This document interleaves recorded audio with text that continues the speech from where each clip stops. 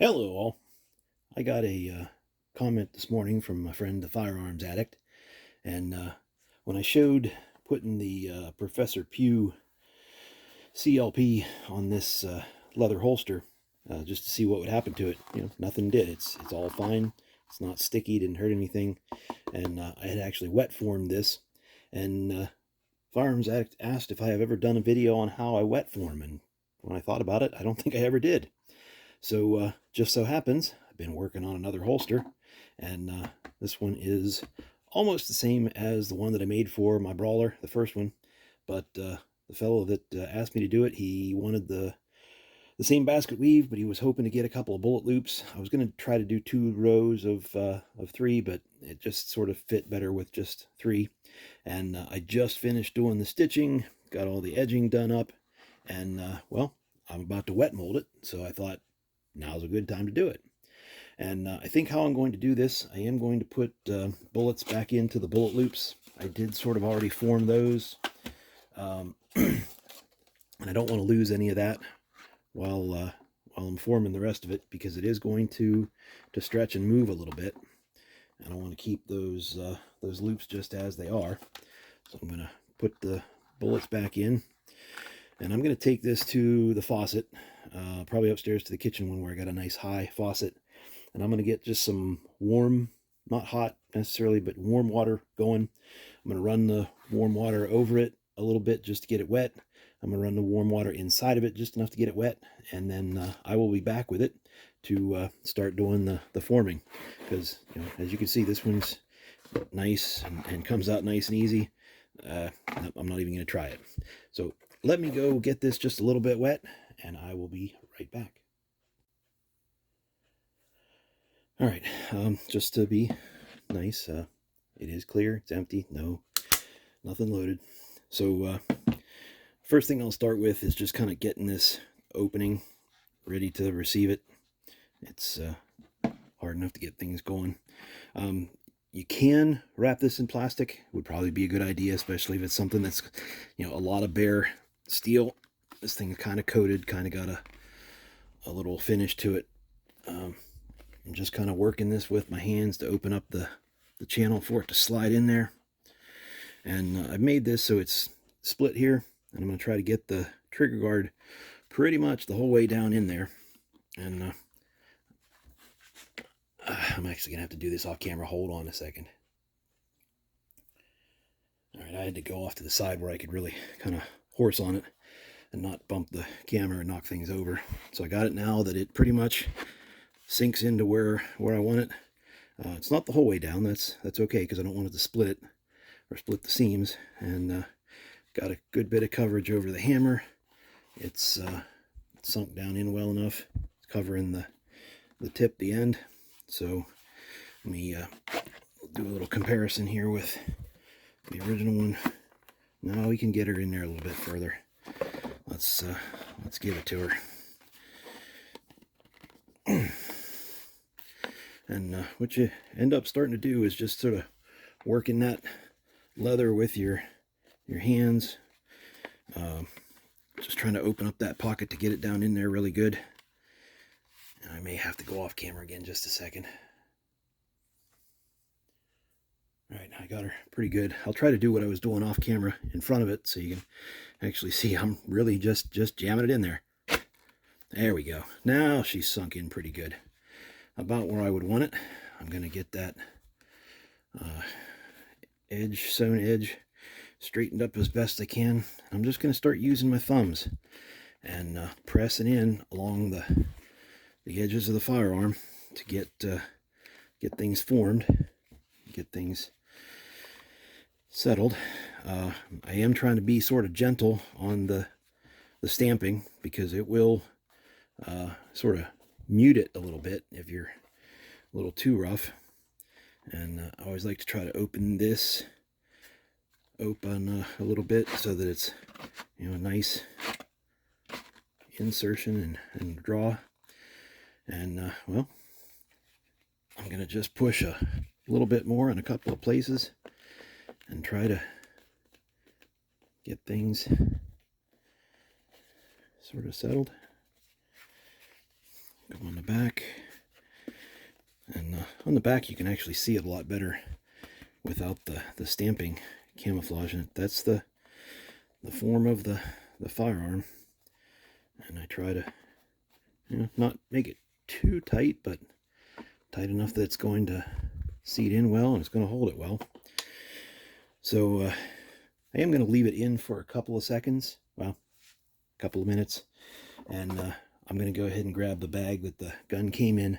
I'm going to slip that around it, and that'll just give it a little bit of extra sort of thickness, and it'll help stretch that a little bit more just to make it easier to draw later. I got it out, dried it off really good. This is the bag that the firearm actually came in, and you could use anything. You could use saran wrap, you could use just regular plastic shopping bags, whatever you got. And like I say, I'm just going to go ahead and wrap that around it, slide it all the way in home where it needs to be. Give it a couple more good squeezes to make sure it's exactly what I want. And we'll just leave it hang out in there for, I don't know, maybe a half hour or so. Now, once it has dried, I will treat it with probably either mink oil or neat's foot oil, and that'll take care of it. But you want to make sure you got it good and dry. You don't want to try to put that on when it's wet. Oil and water don't play well together, so you wouldn't get a good saturation. So there you go. That's kind of the process. And once it's dried, it's going to have a little bit of hardness to it. It's going to have that form, and there's a lot of things you can do after it's wet formed. You can treat it with oil or mink oil, or sometimes I use a product called Resolene, and that gives you actually a real hard kind of shell. It's what I have on that Taurus revolver holster that I just made. So there you go, Firearms Addict. I hope that's what you were looking for. And thanks all. I finished filming this yesterday, and I didn't get around to publishing it, so I actually get to finish the whole product, and I'll show you what I do for my final finish. Now, I mentioned yesterday a product called Resolene. This is the holster I made for that little Taurus, a prototype, and yeah, it's been wet formed, and then I put that Resolene product on it, and it gives it that really plasticky, waterproofness, and makes it quite rigid, which is something I was dealing with. It was sort of falling open with the weight of the revolver. I think I have another design I want to do that's going to be a little bit higher, but anyway, this is not about this holster. If you just leave leather natural, and this is one that I made for another little Taurus revolver, my little 327. This one's inside the waistband, got a ulti clip on it, and it stays, really flexible. It does still get sort of a nice honey color to it, and it starts to form to the revolver or the gun as you're carrying it.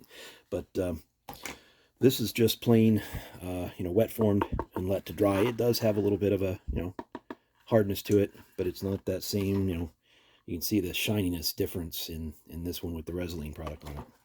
So what I'm going to do with this Brawler holster that I made, and this is one of my favorites to use, is mink oil. And I mean, you can use any brand, doesn't really matter. It's just the same kind of product. And what I use to apply it is Harbor Freight super cheap chip brushes. And take a pair of scissors, and I cut them off to about a ½ inch, maybe a little bit, and they're a little bit more stiff.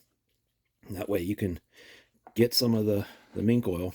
And then when you've done something like this, basket weave pattern, that brush helps you to really get down into, those grooves in the pattern. Now, this has been sitting out in the sun all morning. I let it dry overnight, and it's kind of warm, so you'll start to sort of see that mink oil almost sort of melt in there.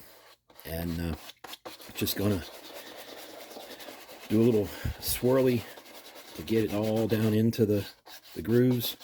And I will probably take it back out and let it sit in the sun for a couple of minutes and just let that really melt and sink in. If I don't have sunshine, if it's winter time or the sun's not shining, I do have a heat gun, and that works just as well. In fact, maybe that's just what I'll do for expedience sake, not drag this out too much longer.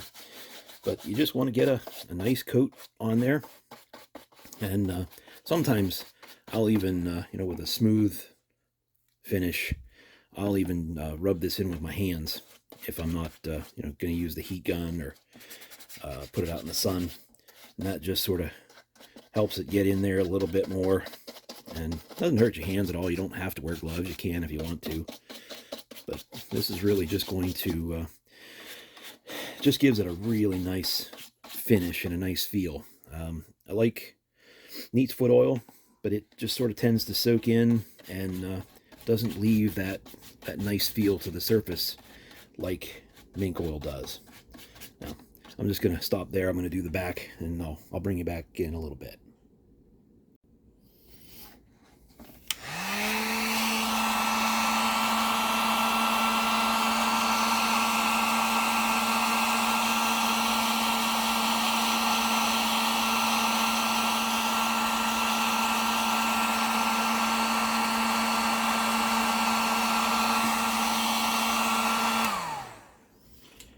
Just a little heat.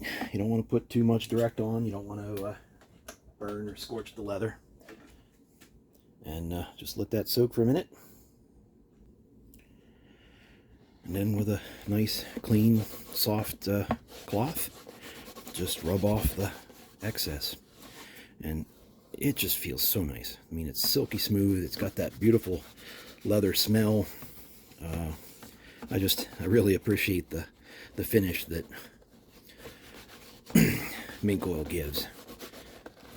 Looks great on that basket weave, and even looks just nice on that smooth leather on the back. Gives a little bit of a sheen, and oh yeah, just smells good. Gotta love the smell of good leather. It's a good chance to just give an extra little polish to the edge.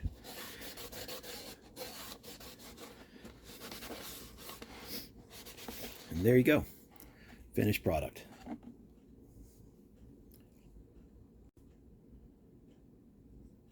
Well, not quite finished product.